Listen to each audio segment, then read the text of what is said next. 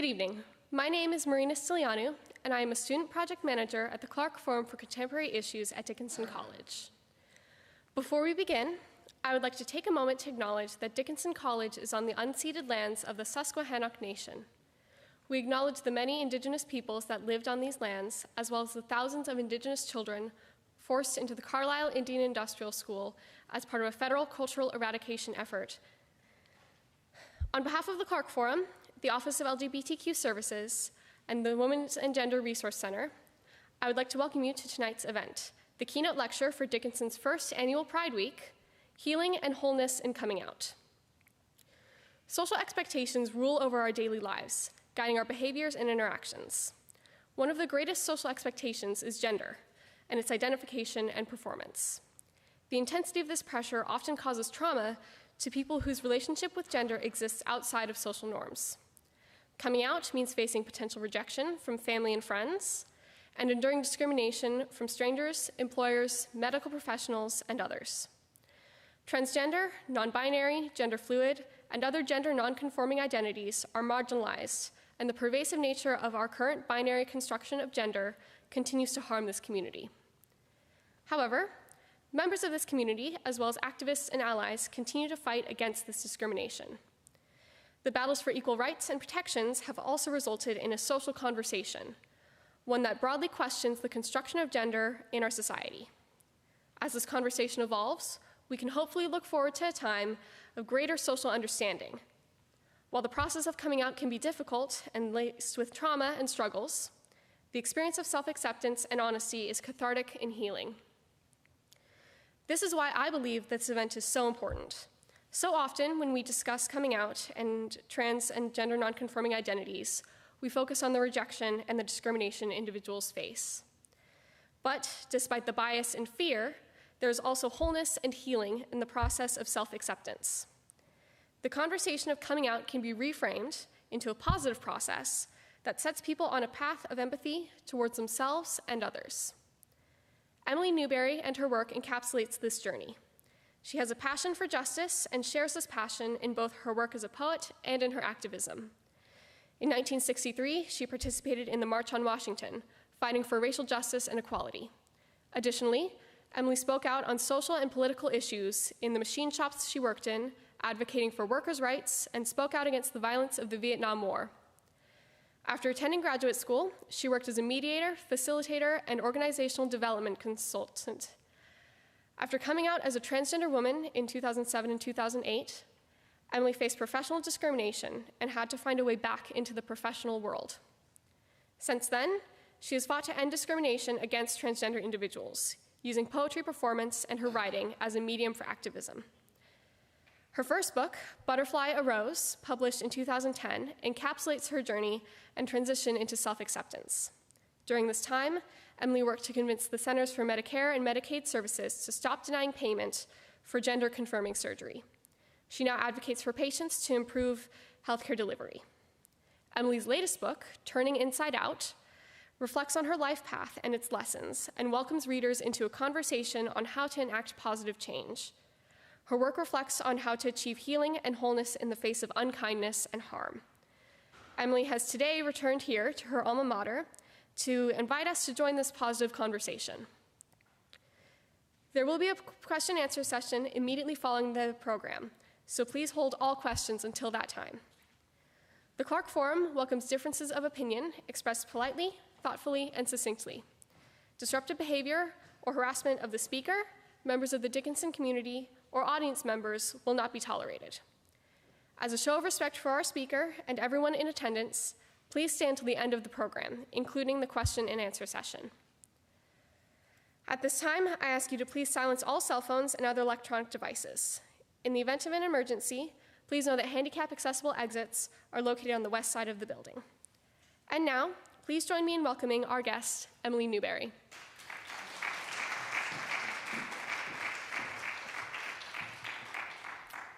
Thank you, and thank you for arranging this. It's I'm deep gratitude for this opportunity. And thank you all for being here tonight. I really appreciate your interest and willingness. healing and wholeness and coming out, I want to just say a couple of things just to level a set on what I mean by wholeness, which to me, we're not just isolated individuals. We're a part of something larger than ourselves. Everybody sees that differently. Some people have a religious perspective or a spiritual. My dad was an atheist, but he still saw himself as part of a larger community he wanted to contribute to, as a scientist, as a Boy Scout master, and so forth. And whatever your understanding of what that larger world it is that you're a part of, your connection to that and your awareness to being connected to that as often as you possibly can, that's what I mean by wholeness, okay? When I'm whole and present in my life, and I know it, and I feel it deeply within, helps to have the right glasses on, that's when I'm in wholeness, is I have that connection to what's larger than me and what it means, what it tells me in terms of my values, what's the right thing to do versus what wins in the short run. So I also want to say that my book and what I say tonight comes out of my own story, but I'm just using my story as an example to invite you into thinking about and maybe becoming in conversation with yourself and people that you care about certain issues and what it means to be whole. So from a very young age, I had this sense that I was put on this earth for a reason, and it had to do something to do with love.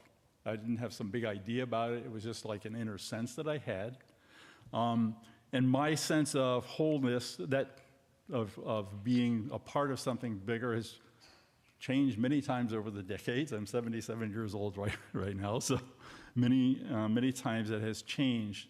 And this is my mission statement. I wrote it in 1996 after reading Stephen Covey's book, The 7 Habits of Highly Effective People. I read it. He has all kinds of suggestions about how to write your mission statement. I wrote and wrote and wrote, and then I threw all those pages away, and a few days later, this came out.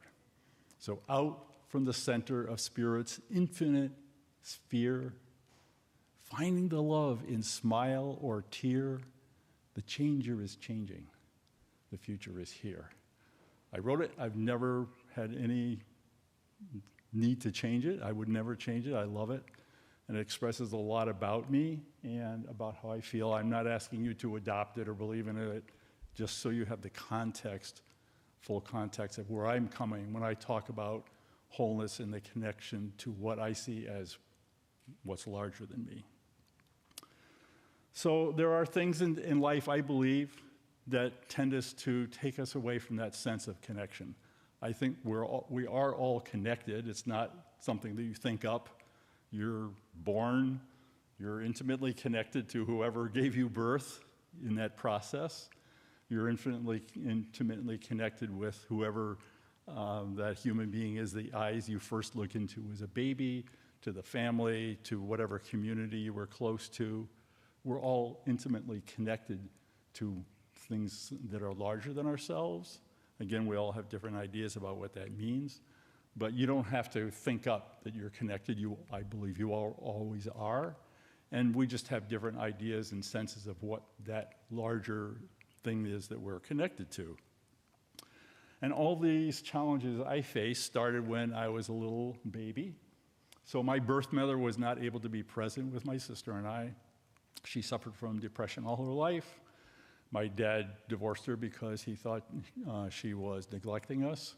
And I'm sure they had other disagreements too that he didn't talk about.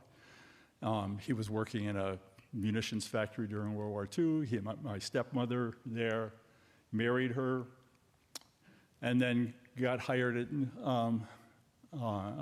General Electric in Schenectady, New York. We moved there after World War II. And quickly we found out that people didn't like those who had been divorced. My sister and I were actually told by children down the street when we were about 6, 7 years old. Our parents said, "We can't play with you because your parents are divorced." So my parents moved us outside the city. They faked the cards they got from the school that have your birth parents' names on it, so they put my stepmother's name. We had to pretend that our stepmother was our birth mother. At about the same time, when I was 6, I realized that I was different in ways that were scary to the rest of the world, that there had to be something really horrible or potentially crazy about me. I didn't have a word for those feelings. I was born a transgender girl, and I quickly learned that I had to suppress those feelings and go on and pretend that I was a boy instead. We were taken to church out of fear. As my dad later said, it was shameful to be seen to be home on Sunday morning. He was, and he sometimes said agnostic, sometimes atheist when I was older. He took us to the Unitarian Church because that's where some intellectuals he knew. He was a physicist. They would go there because nobody made you profess to be any specific or particular belief. It was a safe place to be, and so we just grew up there pretending that there was no divorce, pretending our stepmother was our birth mother, pretending that our parents weren't atheists, for me, pretending that I wasn't trans. And then as we got older and my parents started having 3 more children, they had 3 boys together, my stepmother became abusive, verbally and then physically. She would beat my sister and I when her own emotional issues got out of control for her because she was ashamed that she was doing it. She would only do it when my dad was at work. And also that's when her emotional issues got the worst. She would pull my sister and I off into a different room, not even do it in front of each other, take it out on us. Then my dad would come home. Mental illness was shameful, so there was no going to a therapist. He kind of acted as her therapist because he'd come home and she'd be crying and complaining about, the problems with the kids and the housework. And he would take her up into the bedroom, and they would come down a while later, and she would kind of be over it, and we'd take a deep breath and pretend nothing had happened. So all this pretending there was nothing wrong, pretending that the world around us was safe when it wasn't, was something that my sister and I grew up with. I won't talk about what it was like for her, but I got drilled into me from a very young age. Don't complain if something's not going right, buck up and get on with it. And so that's something that I learned I had to do. There was no help for what was going on. There was nobody to turn to. There was just buck up and get on with it. So how am I going to react to this? I found a variety of ways. For one thing, I got focused on survival. I did a number of things. I used food. They used to tell stories about my given name at birth was Sterling. Oh, Sterling is such a growing boy. Look at how he eats a whole loaf of bread and peanut butter and jelly sandwiches in one day. So they didn't see it as a problem eating that much food. I was just a healthy growing boy. So I would stuff myself with sandwiches. I didn't have to explain anything because they all thought everything was okay, and it helped me deal with my feelings. I used carving my initials into my hand, or I had a non-cancerous growth in my thumb at one point, so I use a penknife to pull the little bulbs of whatever out of that, and the pain of cutting took away the pain of the emotional pain. I started smoking when I was 13, and when I got older, at times I would use alcohol as a way to avoid the feelings.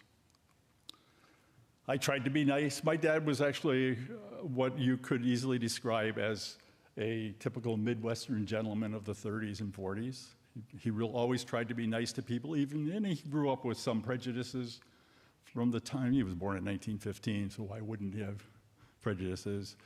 But even if he held prejudicial feelings about something, he would never think of being rude to them. He would always be at least polite, if not kind. And so I learned that sense of the importance of being kind to people. I was also desperately trying to figure out what it meant to be a boy, because I realized that whatever those other feelings were, I couldn't go there. And so I had to somehow figure out what it meant to be a boy. And my dad was kind of one of my role models. He was a Boy Scout commissioner. So, okay, be the good Boy Scout. What does that mean? It wasn't at all helpful when I became a teenager and the expectations around dating and sex came up. I had absolutely no idea what to do. And he also kind of saved me temporarily because he saw me as the oldest son. So you always give the oldest son certain chores. We were in the countryside. We have 5.5 acres of land. I had to mow 3.5 of it from a very young age. And then because we needed firewood to cut down on the cost of heating, it became my job to split the firewood and get it ready. And that physical labor going outside of the house, number one, getting me away from my stepmother, and being able to go out there in the morning and just work really hard was kind of a temporary saving grace for me, and I really enjoyed it. By the time I was 17, all the expectations, the things I couldn't talk about, the pain that I was experiencing was just too heavy. I was at Boy Scout camp. We went down to the second day, we went down to the lake. They wanted to know who could swim. I said I could, of course I could, and I did. They took us to the Y and taught us how to swim. They said, great, jump off the end of the dock. I did. I went to the bottom of the lake and waited to die. I could feel the weight lifting off my shoulders. I was happy I was never going to have to feel it again. And then the young lifeguard did his job. He took his long pole and hit me in the chest with it, which is what they teach you, because then you automatically grab the pole, and he pulled me out of the water. And right away I knew if I had been successful, suicide was shameful. And one of the other things besides buck up and get on it that was drilled into me was, whatever you do, don't shame your family. So I didn't attempt to commit suicide again. I tried to go home because that's what suicide meant for me. I knew there was some other place to go where the pain didn't exist, and that's where I wanted to be. But I bucked up and I got on with it. Finding the love in smile or tear. So I had that sense of being put on this earth for some reason that it had something to do with love. And in the midst of all this, I wanted to find, well, where was that love? How was I going to be connected to that or be a part of it in some way? I was really struggling to find that wholeness. I couldn't feel the connection the way I wanted to. A few times I had kind of like out-of-body experiences that were an opportunity to feel connected to that wholeness, but I couldn't. It was scary. I thought that they probably meant that I was crazy or something. I left home as soon as I got out of high school, between summer jobs and coming to Dickinson College. And I developed that also as a survival technique. If what I was doing wasn't working well, and I didn't know what to do to change it, I would just politely leave. So I left home. I buried my feelings, especially any sense of, and again, I still didn't have any word for it, of being a transgender girl or woman. And tried to figure out what it was like to still being, I had one girlfriend in high school, but all I did was carry her books around between classes. I asked her to the junior prom. My stepmother drove us there. It was a really uncomfortable situation. I never kissed this girl. And of course, she broke up with me. What kind of a boyfriend is that, right? But anyway, as I survived the attempt to commit suicide and finished up high school, I just was looking forward to going to college and getting away. Dickinson was far enough away that I didn't have to go home very often. And I kept telling myself there has to be something better somewhere. And I hoped that college would be it. I thought that college was a place where people were just interested in the truth. The truth, yes, that's what I thought. I'm going to go on, I'm going to talk about what's true. I'm going to discover what the truth is, whatever it is, and that's what I'm going to go for. So what to do? I already started in high school. I did a lot of reading. My dad had both Scottish and Cherokee heritage, and he was proud of the Cherokee Party to make a big deal out of it. But he talked to us about it. I knew about the Trail of Tears long before most people I knew did. And I was, of course, very angry about that and what had happened to indigenous people as Europeans arrived here. And I was already becoming aware of Jim Crow racism and some of the stuff that was in the news. Just got interested in, how in the heck did we get here? Where that beautiful ideal, life, liberty, and the pursuit of happiness for everyone turned into this mess, right? How did that happen?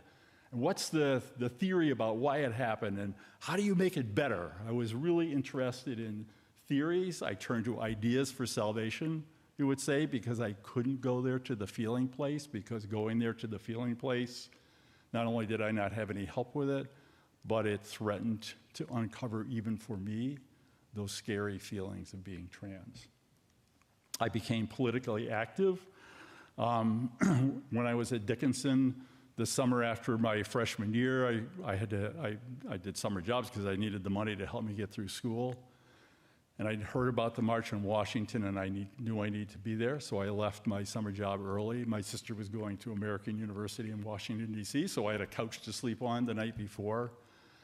And it was an amazingly moving experience for me. First of all, I had never seen so many black people in all my life. And I had never been in the presence of people singing and shouting with such joy. And I thought, this is the place I've got to be, where people are doing something about it. And they were doing something about it, and I was going to figure out how to do that. In '65, myself and 3 other students went to the March on Washington against the war in Vietnam. I got conscientious objector status for the draft. I had read about Norman Thomas and Eugene Debs and the Socialist Party. I didn't know any of them, but I found their address in a book in the library and wrote to them and became a member in absentia. I held a one-person demonstration at the Carlisle Draft Board. And the second half of senior year, out of anger and frustration, I stopped going to classes, basically flunked out. But the most joyful, bright spot for me at Dickinson College was the reformed Independent Students Association. In those days, if you weren't in a fraternity, you essentially had no organized social life. So we went about creating it for non-fraternity kids. By my senior year, I'd gotten elected as president of the Independent Students Association, and some of us were living in Matthew's house, and we started a coffee house, the Open Door Coffee House, in the basement of it. So yeah, I had that one rock while I was here at Dickinson, and that was the one, and the friends I made around that were the most positive part of it for me. And just beginning to be active and to go into demonstrations and speaking out and trying to figure out, what do we need to do to change this? The changer is changing. So the challenge is that in doing that, I was happily getting away from any connection to spirit or spiritualness. I thought of myself as an atheist, but that was because I saw what people who claimed to be Christian, which was the main religion I ran into. And I thought, if that's what supposedly something that was called God created, it was a big mess. There's nothing perfect about that. I can't believe in that stuff. And the imagery didn't, quite frankly, didn't speak to me. And I got to that place where if I'm up in my head all the time, coming up with theories of what caused the problem and the best theory about how to change it, it kept me from having to deal with my feelings. It was like an escape from the feelings, but with the belief that I was actually doing something about the world, so it was positive. Still struggling to find wholeness, I turned to revolution. Actually, after college, I got hired as a youth organizer for the Socialist Party in Cleveland, Ohio. And when I got there, they were all really lovely people, these Socialist Party people, but they weren't radical enough for me and the youth. I started organizing as one of their organizers. So I stopped being a youth organizer for them. I got a job as a machinist because that's what I felt comfortable doing, was manual labor. Number one, I didn't have to put on a jacket and tie. That was a way of pretending to be a guy that I just couldn't stomach, and I could not get my mind around the idea of getting those jobs for companies where you had to espouse whatever the company's slogans and so forth were. That was all BS to me. I wanted no part of that. But as a machinist, you're just creating things. You didn't have to pretend to be, like a spokesperson for the company or something like that. I just had to do a good job. And I could have sometimes very lively political discussion with my fellow workers who also didn't care about that stuff. I became an organizer. We started the Cleveland Draft Resistance Union, and we realized that wasn't enough because why were young kids being forced to go into the army, into this war that we didn't believe in? It was because of the system and the way they were brought up, and the system was set up to keep people subjected. And I heard about the Cultural Revolution in China, and I didn't really know anything about it. But just that term, cultural revolution, I thought, yeah, we've got a culture that needs to be radically revolutionized. And I was just really attracted to that. And that plus Marx had all these wonderful theories. I just loved all that theory. And I was disconnected from spirit, completely disconnected from it. I didn't think about it that way. I didn't really care. I only cared that I was active and that I was doing something to try and change things. I was really angry at all the evil stuff that I had seen around me. And there are ways in which it justified treating other people, in essence, as though they were the enemy. I wouldn't use that word at the time. But because I believed that you had to have the right theory about what was wrong, and from that, develop the right program for changing things so we could get to the promised land, and if somebody had the wrong theory and the wrong program, and they were successful in organizing people to do things their way, that would mean failure, and all of this pain was going to keep going on. So they had to be defeated because they had the wrong plan and the wrong idea.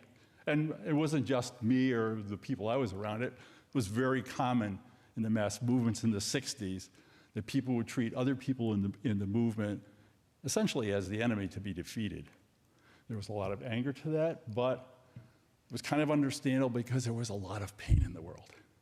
And even though the civil rights laws had been passed, and there, from a certain perspective, there was, a hope to come out of that, there was also a vicious and violent reaction. And I was focused on that reaction. What did we need to do to stop it, to fight against it, and to organize people to defeat that so that we could get to a better world? I reacted along with other youth to all the assassinations that went on, to Medgar Evers in 1963, to Cheney, Goodman, and Schwerner, the 3 civil rights workers who were brutally murdered, to Dr. King. There's a lot going on. There's people dying out there. And that was my excuse for not being connected to that reason I was put on this earth that had something to do with love, because we didn't have time for that, I thought. People are literally dying out there, and if we don't organize with the right ideas, the right theories, they're going to keep dying. And that drew me farther and farther away from the hard place. Oh God, what did I do?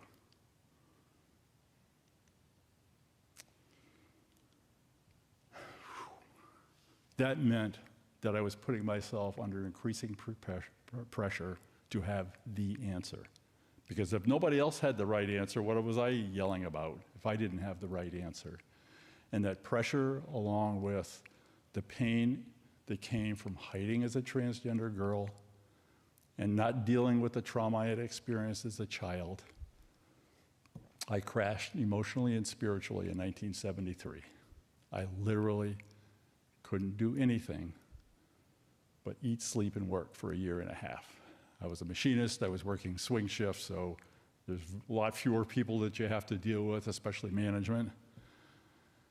And I could just get up every day and go to work. At night, I would come home and drink a quart of coffee and a whole Intimates coffee ring. I don't know if you've ever seen those. Because the eating and drinking that much helped me to put the pain down. And after that, I could finally get to sleep and wake up and go to the work the next day. I slowly tried to pull myself out of that hole. I got licensed as an amateur radio operator.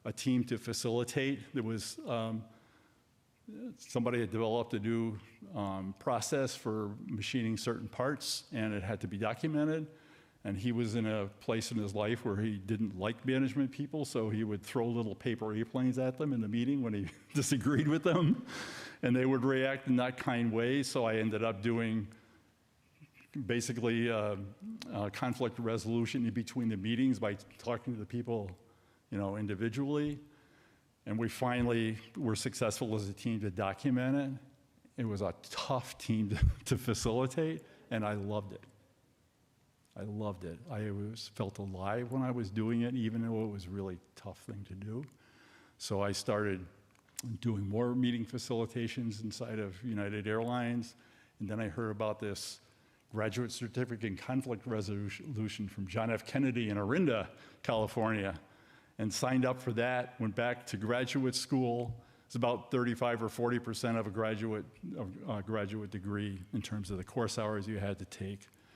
And started using that at United. I became a mediator for the US Post Office, on the midnight shift for them.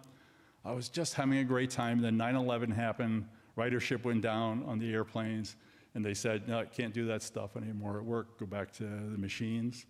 And I made the decision to take early retirement and become an organizational development consultant.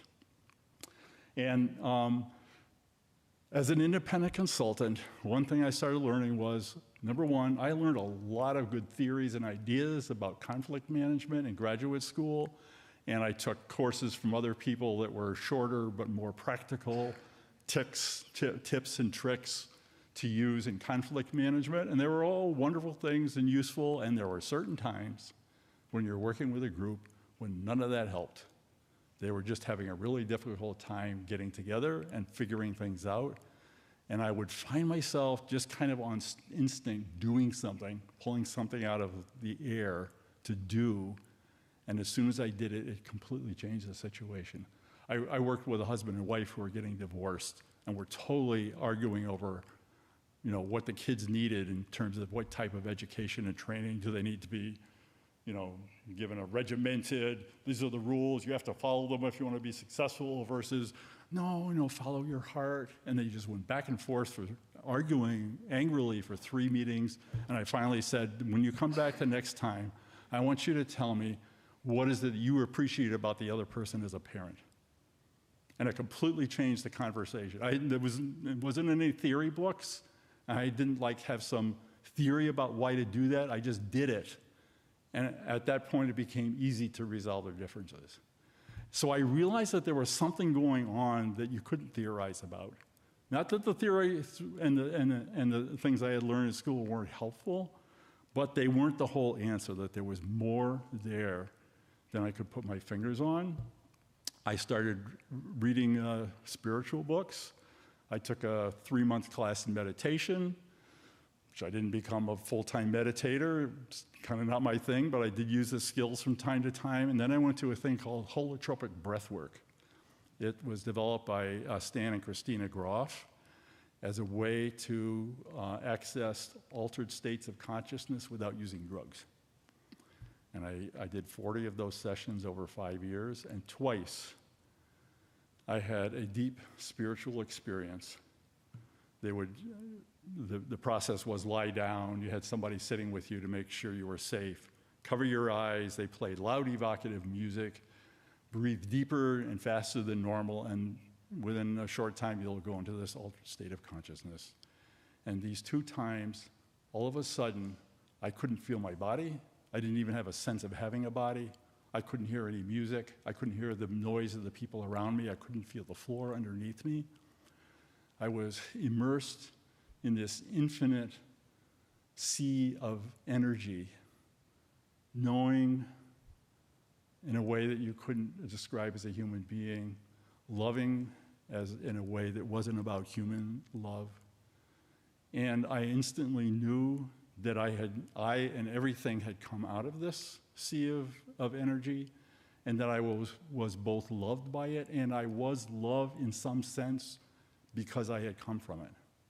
And I had no explanation. This was just a sense. It was like a gift I had been given, a sense that I had about the experience that I never forgot. So once again, here I am, out from the center of Spirit's infinite sphere. Only now I had a more concrete sense of it, not a theory or a story. I couldn't really give you any words I could use about it would be totally inadequate. Otherwise, but you have to use words, otherwise you can't tell anybody. It's just like really, it's crazy in a way, but there it was. And then in 2005, I came out to myself as a transgender woman. I was working as an independent consultant. I had been working on a workshop in conflict management skills. I'd been writing materials for the workshop in my computer all day. I stopped for lunch, had a sandwich. I was just taking a breath, sitting on the couch, when all of a sudden, this intense ball of feminine energy started vibrating in my hips and slowly rose up through my body and exploded out of the top of my head. I didn't have any thoughts. I was just stunned. And I sat there, I don't know how long.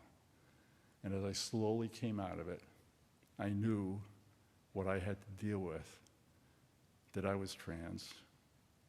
And I had to face it and figure it out. What did this mean for me?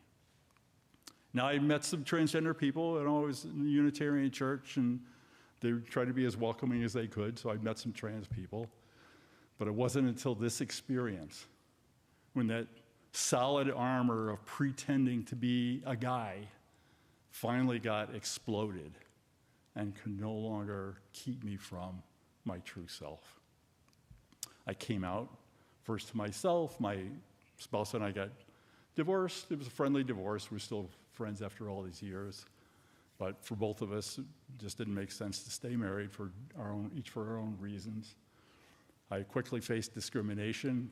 A company that I had worked for as an independent consultant, whose intellectual property I used as the center of my own work, because I really respected the guy who ran the business. He decided that he didn't want me as one of his consultants because he was afraid that people wouldn't hire him because they wouldn't want a transgender woman at the front of the room. And he was probably right about that for a lot of people. Well, they wouldn't have told him that, of course. They would say, well, we found somebody else who suited our needs better. And so he didn't fire me. He found ways to he gave me hoops to jump through. And finally he said, well, you're either doing this or you're deciding not to move forward as one of our consultants. So I was pushed out. I lost income. At that time, I was on Medicare, and Centers for Medicare and Medicaid Services were refusing to cover gender-confirming surgery. I knew that I needed to get it, that was one of the things that was causing my depression. And I honestly believed it was going to take 10 or 15 years for that to change, that they would ever pay for the surgeries. So I luckily had fallen into a women's group out of my consulting work. It's a long story, I won't go into it right now. But 5 other women who immediately accepted me because I was just coming out as Emily, and all of them had known me at least a little bit as Sterling. But I just announced, told them what was happening, and they were like, yeah, hi, Emily.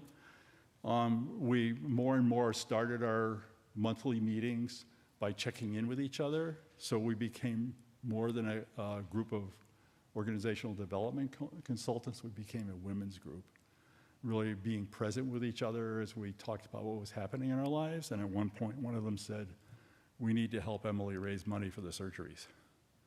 They did. We formed a pilot where we would ask people to invite their friends over for refreshments. I would come and read my poetry. I'd been published as a poet by that time. I would read my poetry, which was about being trans, and then answer any questions they had about what it was like to be transgender and about transgender issues. It didn't take more than about 6 months before I knew that I was going to be able to raise enough money for my own surgeries.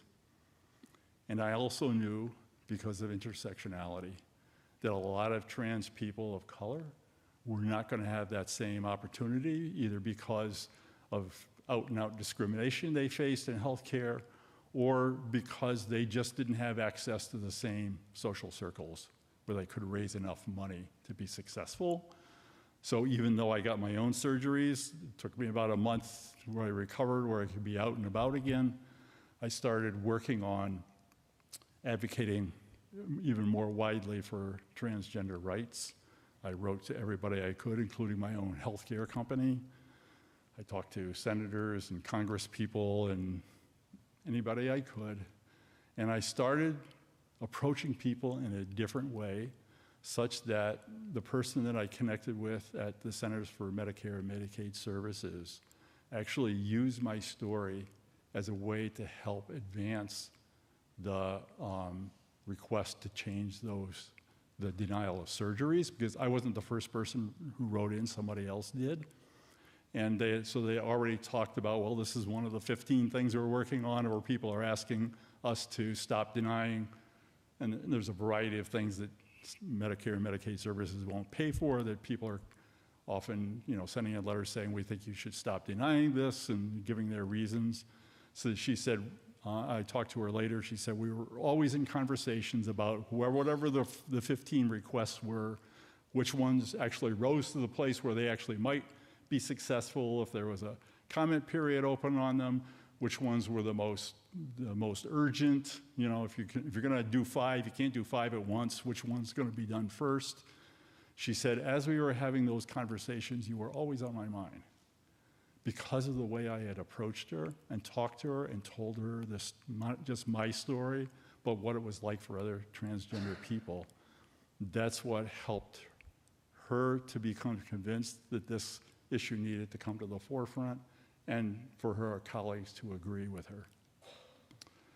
The way I would put it was that I grew through activism interwebbed with spirit. So I don't know if I've made up that word, interwebbed, but it just sort of came to me as I was getting ready for this talk, by which I mean I was doing things out in the world, taking action, saying things, and at the same time, I was trying to stay connected to that which is greater than me. I committed, for one thing, to assuming that everybody was trying to do their best given their circumstances, even though they were often doing things that I deeply disagreed with. I didn't call them an enemy. If they were saying no, the door was closed, I stopped knocking on their door and looked for what was the door that was open. Kept going to the open doors, and that's what finally led me to the Centers for Medicare and Medicaid Services. And there were ways that I didn't even understand at the time, that being my values in the moment, making those decisions when I got a response from somebody and I thought, that's really ignorant, how dare you, to myself, that I didn't let myself reply to them in that way. I either dropped it and went somewhere else to another open door, or I used the tactic of talking to them about what their belief was doing, how it was impacting people's lives, so that they couldn't just avoid that. It wasn't some theory up in their heads. It made them, if they listened, at least make the connection in their heart to what was the outcome of their words and actions. And as I reemerged in this way, my own calling became clear. I got invited to be what they call a patient partner at my current company. I work for a healthcare company, and they invite their patients to come in and do work with things like on advisory councils with staff to improve healthcare for everyone at Kaiser Permanente. And then because of the way I had changed and the approach I was taking, assuming people mean the best, even though they clearly seemed to be making big mistakes, the manager, who knew that she needed a bigger team, invited me to create a whole new position called Member Mentor and Partnership Coordinator. It just means that I'm the person who mentors patient partners as they come on board. What does it mean to be a patient partner? How do you do it? What skills do you need? And so forth. And it became a calling for me. It's like my tagline is, I help other people shine. Because there's lots of people who want to do good in the world, and they don't necessarily know how. So what do I have, skills do I have that I can teach them that will help them to be successful in changing the world and really changing it? And the challenge for me was to figure out not just to be doing something, but to do something that really made it into a new world, not the old one. Like in the 1960s, we fought a good fight. There was nothing wrong with being against racism and, the whole list. The problem was that in being afraid of the reaction of, immediately we have to do something, we instinctively tended to go back to old mindsets about how to do things, which meant organizations become dominated by men. It's the loudest voices in the rooms who get heard, and not everyone. You just go down the list of those things that people recreated in organizations that were about fundamental change, where they actually ended up in their own organization recreating the old world. And it was by changing myself and challenging myself to stay connected to that center of what was greater than me as I conceived of it that allowed me to not do that so often. So why am I saying all this? It's really about an invitation to a conversation.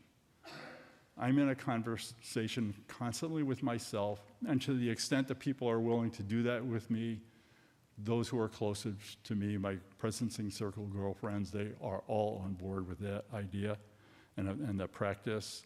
At work, when I can, to those people who are willing to think about that. The challenge is to work for change even as you stay connected to whatever is that sense of what's greater than you that you're connected to. And I don't care if you have religious beliefs, spiritual beliefs, if you just believe it's just this world, but you're connected to the earth, to Mother Earth, or whatever that sense of the larger world in which you live that you are connected to. Be connected to that as consciously as you can as you're doing things and making decisions about what to do and to what to say. There are always pressures and reasons not to. The fear, this is happening and we need to just act now. Those are the times where if you haven't had that conversation with yourself over the long run, you're going to automatically go back to what you learned from babyhood, which is what the culture embedded in you before you even knew it was happening to you. And it's all of us. They talk about unconscious bias. To me, that's what it means. There's good reasons to have things embedded in your gut that you don't have to think about. If you didn't have that, you wouldn't be able to get up in the morning and just make breakfast and go to work, because you would have to remember, okay, how do I make the oatmeal, and what's the right recipe, and what's the reason that I eat this with it instead of that? You would never finish breakfast by the end of the day. So there are good reasons to have those subconscious routines that you follow, and they can also be very destructive. And how do you notice the difference in the moment? And how do you know what to do instead? It's because you have developed that connection to whatever it is that's larger than you, to the values that it represents in the times when you're not in a crisis. So when the crisis hits, that's what you more automatically go to. Having the ongoing conversation now with yourself, I believe, with those you are closest to, who you believe are trying to do things that you think are the right thing to do, are they willing to have that conversation as a group as well as with themselves? And this is my center, my connection to it. Out from the center of Spirit's infinite sphere, finding the love in smile or tear. The changer is changing. The future is here, here, here. Thank you.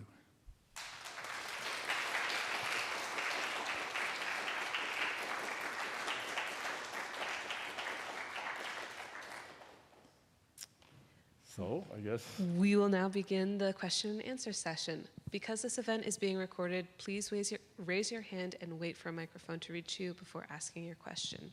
We reserve the first question for students, and then we'll open it up to the rest of the audience.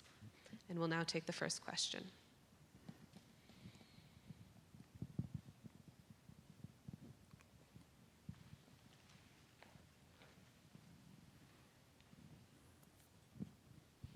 Hi.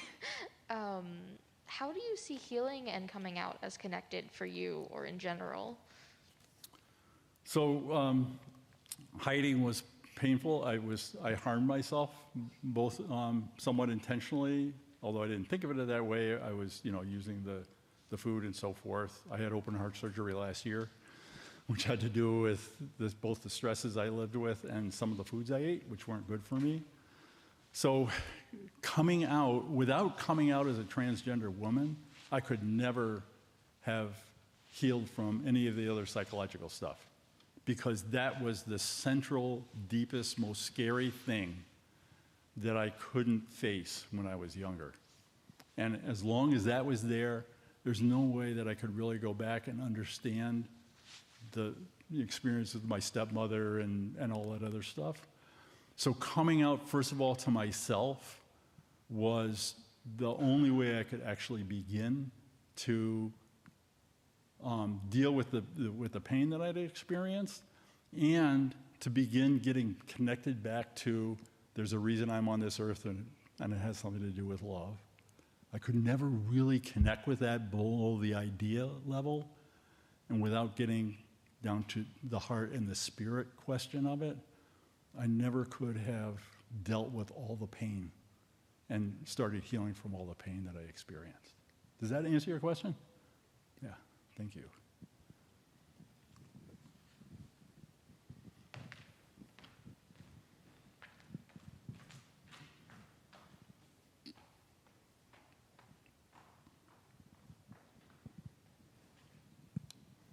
Hi, and thank you so much for your talk. I was wondering, when you spoke about that crash that you had in 1973, what specifically got you out of that? And when you were at your lowest point in that moment, what kept you going? At the lowest point, what kept me going was the things like drinking coffee and a quart of coffee and the Entenmann's, because that was what helped me to not get past, but to force the feelings back down into my gut, so I wasn't feeling them so much in my heart, and so I could finally get to sleep at night.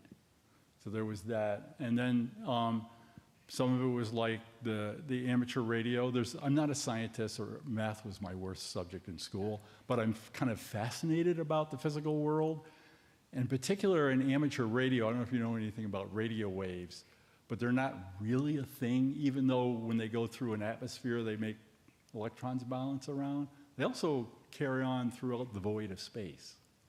So there was something mysterious about that I was attracted to without having to be part of any religion.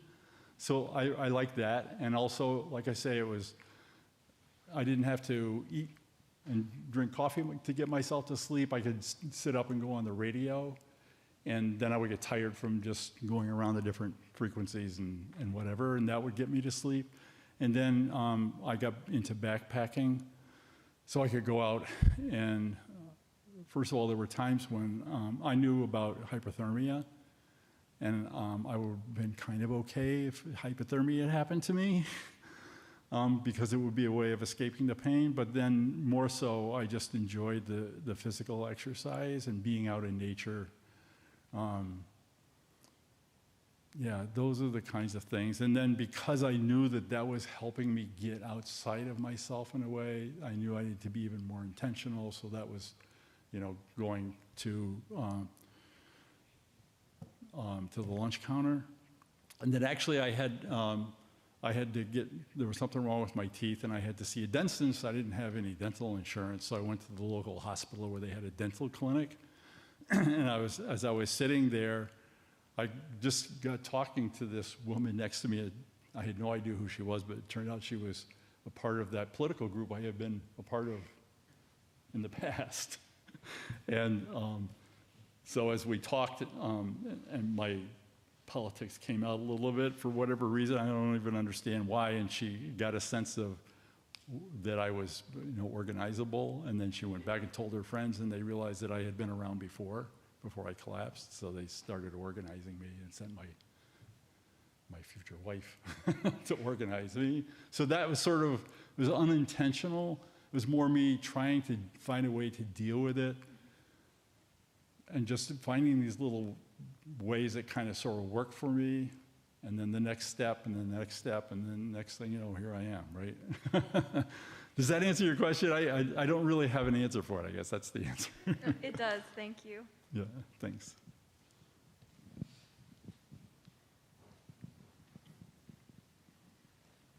And I can also say, once I started coming out publicly as a transgender woman, I was helped because there was the Northwest Gender Alliance, which is a place you could go. You didn't have to dress any particular way. They didn't care. Just, hi, how you doing? You know, it was like a cup of coffee. And then if you wanted to talk to someone about your feelings, fine. They would enforce it. It was just a very safe place to go. So I found that resources to help me a lot. Yeah. Sorry. Thank you for your talk. I'm a local person who had a child who came to Dickinson, and you must not have come out till you were nearly 60 years old. Yeah. Yes, I was in my early 60s. And you're such a strong person and amazing. No. I mean, I just think your talk was amazing. Thank you. I know some families that are struggling with this, with the younger children, Yeah, yeah. and you just amaze me.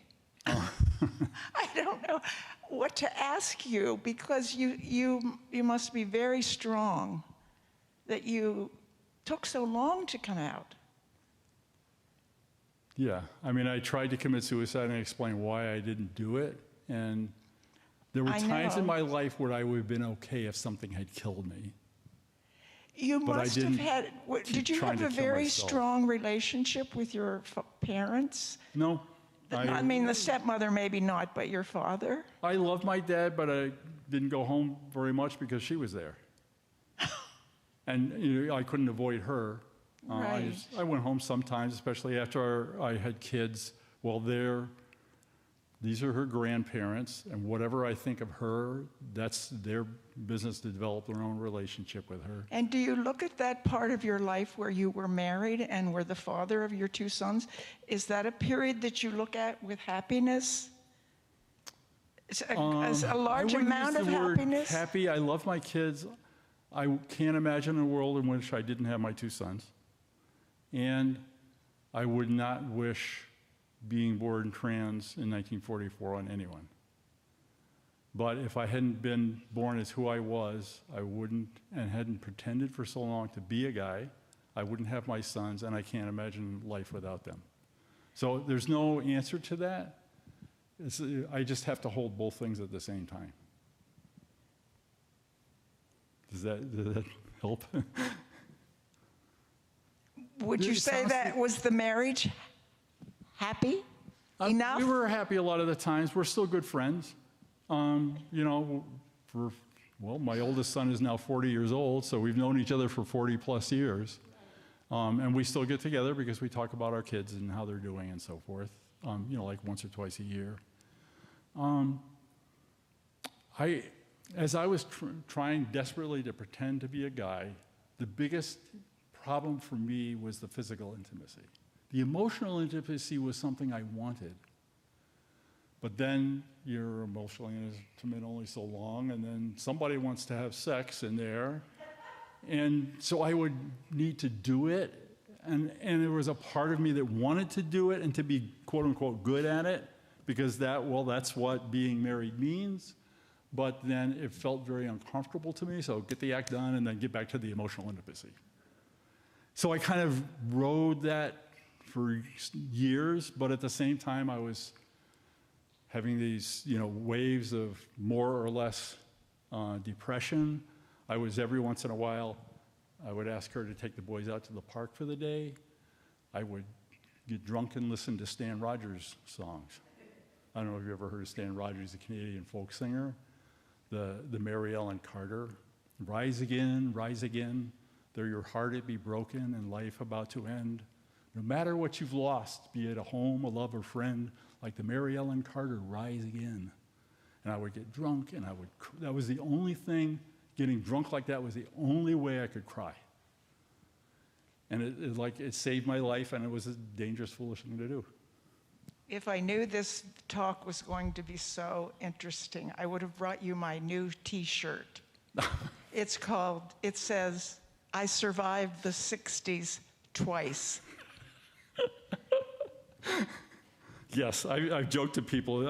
Every once in a while, I hear somebody who's around my age or even a little bit younger talk wistfully about the good old days, and I just wonder what the hell what time they're talking about, because I don't remember the good old days. Yeah, thank you. Thank you, Rebecca. Thank you so much for this powerful and moving talk. It was really generous of you to share with us. I would love to hear more about how you were able to refocus your lens from seeing other people as an enemy to approaching them with love, because I feel like I'm outraged almost every day, almost all the time about what's happening, and I know many of our students are as well. Yeah. So what would you tell us about that? Yeah, first of all, why wouldn't you be outraged if you see what's going on, right? It's totally normal to have those feelings. And I have to say that all the time that I was doing that, there was a little part of me that I just didn't let get too strong, because I couldn't go there emotionally and spiritually because of the fear of coming out. There was a part of me that told me that, yeah, really, you're talking about people that way, and I knew at a certain level that it wasn't really right. But I thought my head told me it was necessary, because if those people win, the movement will be unsuccessful and the pain will go on. And so for a long time, I overrode that sense, and it was overriding that finally. Plus the exhaustion of meetings and demonstrations and constantly having to, have the perfect ideas. I just exhausted me, and I just collapsed. Yeah. So, I mean, that saved my life in a way, I think. It was a good thing to collapse. Not a happy thing. It was a painful thing, but I needed to do that. Thank you. What else?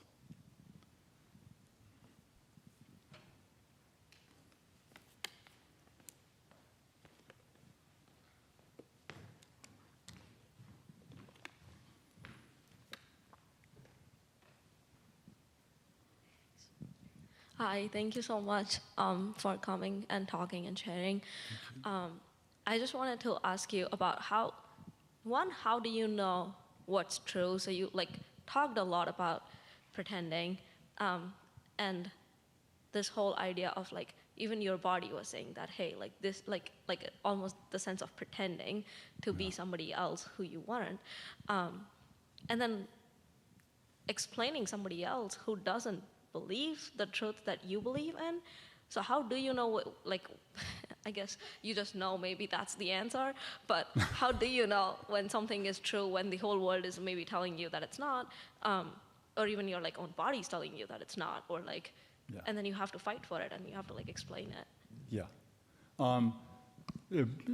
All the things that I went through spiritually as I began that process of coming out, the holotropic breath work, the meditation, those were all things that started helping me to actually be present with the real me, quote unquote.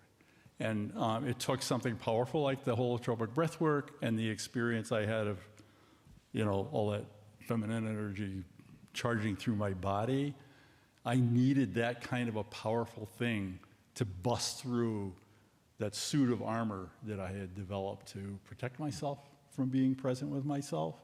And so it was just giving myself the space to be present with me in every dimension, with my body, how it was feeling at any moment, with how it felt, to accept and understand I had to pretend to survive, even though in the long run it wasn't good for me to do that. Still in the short run it saved me, and to accept, to not blame myself. So there were times when I did, what's wrong with me? Why did I do that? Look at these harmful things I've been doing to myself. There's that whole place to go. And so some of the meditation classes, they say, yes, you're having those feelings. Notice them and let them go, and you get back to the breath kind of thing. Those things help me. And it just took time. It took a long time for me. And I'm not done. You know, I still have effects of the childhood trauma. I've been to therapy, and those therapeutic methods help somewhat. But personally, I would be happy if some of these methodology of actually using like mushrooms and stuff like that. I just wonder, there's a part of me that wonders if it turned out that could be safely done, that if I would try something like that, because there's ways. So like I had open heart surgery last year, and one of the things they told me is I need to be exercise walking, and I do that, and I have an old thing I use, which I call it film clips, that I'm anticipating somebody attacking me. So I'm playing the story out in my head and then playing out my reaction, and then my reaction changes a little bit and changes a little bit and changes a little bit. And then finally, if it really happens in the world, I'm actually kind of better prepared to deal with it in a more helpful way because I went through that. But it's also like automatic. Sometimes I can't stop it. I try to stop it and it just makes it worse. So I've learned to just accept that happens to me sometimes. But that's evidence of unresolved trauma. And I know that intellectually, but the types of therapy they do today don't help me with that. So I just learned to kind of live with it, use it positively in any way I can, and other times just accept it, and then go back to, okay, there's an interesting thought going through my head, now back to the breath as I'm exercise walking. It's still an ongoing process for me. I mean, you can't get beaten as a kid and not be affected. They talk about trauma-informed care, thank goodness these days. Those are the kinds of things that people face. And far beyond just me, I mean, there's kids who went through much worse things than I ever did in terms of the actual abuse that they suffered. And they're all going through life dealing with that in whatever way they can. So it's an ongoing process. Yeah.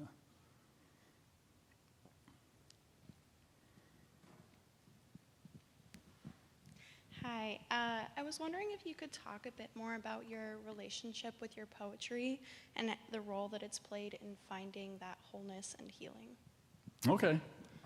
So in the 60s, it was writing protest songs, none of which I'll repeat, because quite frankly, they were hack political work that I was happy to do at the time. But in the 90s, there was I was a member of the union, United Airlines and machinists and all like that. And there was a picket line put up by seamstresses who were working in sweatshops in San Francisco, sewing clothes for these really rich designer companies. And every once in a while, the little companies that they work for would go out of business. So not only did they lose work, but sometimes in an effort to keep those companies going, they would invest their own money, some of their own wages back into the business to keep it going so they would have jobs. And so some of them got together and decided that they weren't okay with this, and they started demonstrating. And I was like, yeah, you go, girl, right? And I went to a couple of meetings. I talked to some of them on the picket lines, and I ended up writing a song about them. It just came to me. The song came to me, Marching down the sidewalk, they are shouting loud and clear, picket signs held up for all to see, and the tremble in their voices could be anger, could be fear. Each one has another place to be. And the song goes on for a couple of minutes, and I just loved doing the song. And I went to, they were having a big meeting, let's, food, and let's support each other, emotional support and political support. I went, and they asked me to sing the song, and I did. I had no idea how they were going to react. And afterwards, numbers of them come up and thanked me, and one of them said, "You told our story." I mean, she pointed me out like that. "You told our story, thank you," like that. And it really hit me in a deep place that I didn't expect. And I wrote another song about a homeless woman. And so that got me to thinking about folk music, which I'd always loved as a young kid, and people's stories and the importance of story, because it's not just about some theory about justice and what's right and wrong. Those are important, but there's all that real world, when you do X, this is what it feels like to someone. This is the impact it has on their life every day, right? And there's a way in which when you tell that story, it breaks down the pretension and I've got the better idea from you, all that ego stuff doesn't have much power once that kind of thing happens. And so as my women's group got started, after about 1.5 years, we decided to go to a spiritual retreat together. It was called Warrior Monk, and there were all these exercises to do and talks and stuff. And one of the things they invited us to do, among other things, was to write poems. And I was really having a good time at it, and my girlfriends liked the poems. Oh, that's nice. And at the end of the 4 days of the retreat, they said, okay, you've been through whatever this process was for you, whatever changes you've come up with, whatever you've noticed about yourself, we invite you to commit doing specific things as you leave this retreat of how you're going to show up in the world now. So I raised my hand and said, I'm going to write a poem a day for 6 months. I just popped up. I didn't plan on what I would say, so I started doing it. Some days I'd write 3 poems, some days none, but it was writing, and I shared them with my girlfriends, and one of them said, you need to get published. I was like, it's not that good, right? Just keep writing and writing. And she kept bugging me about it. So at the time, I was going to an LGBTQ-friendly small business group. You do your elevator speech and have your flyers out, supporting each other and all like that. So I got tired of hearing her tell me that I should get published, and I went to this group and I said, look, I'm not going to give you my elevator speech today. A friend of mine is telling me I need to get my poetry published. I think she's out of her mind. But if you know anybody who's an editor, a writer, or whatever, publisher, put me in contact with them. I want somebody to debunk this idea. And there was my future publisher sitting there. She said, I'll read it. We had coffee. I printed out a bunch of my poems. She read them. I waited for the no, it's no good. And she just looked up and said, I'm publishing this. And later she told me, as I read your poetry, at that time I was kind of rethinking, what am I really doing as a publisher? What's the center of my publishing company? She said, when I read your poetry, I realized it was spirit was at the center of my publishing company.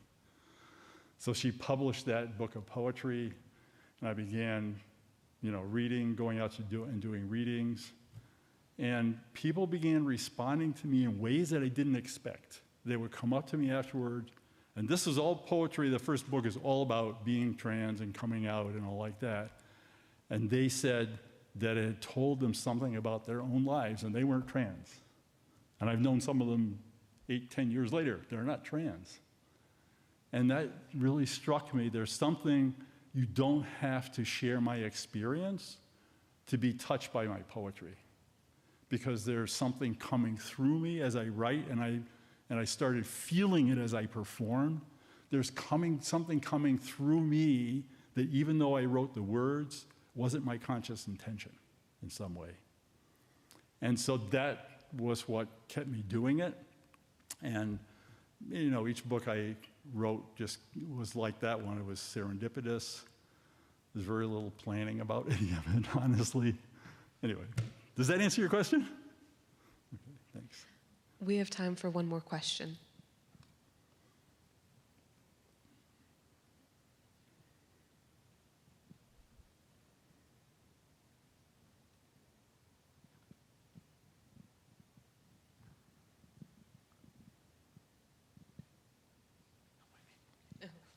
All right, well, that then concludes this evening's presentation. Please join me in thanking Emily Newberry.